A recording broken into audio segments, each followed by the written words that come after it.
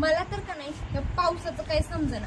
काल इथं चौकात मी गेली होती, जरा दुधाची पिशवी आणायला सांगितली होती मला, तर एक थेंब पाऊस नव्हता. म्हणून हा रेनकोट न घालता मी तिथं गेली आणि आल्यावर तुम्हाला सांगते, पिशवी घेऊन घरात येत नाही तोपर्यंत असला पाऊस आलाय. नादच खुळा म्हणजे काय, सगळं मला पाक भिजवून टाकलं होतं. फादरचा आमच्या वरडा खायला लागला की मला. फादर म्हणायला लागला, एवढा रेनकोट कशाला घरात पूजा करायला ठेवायला घेतल्यावर.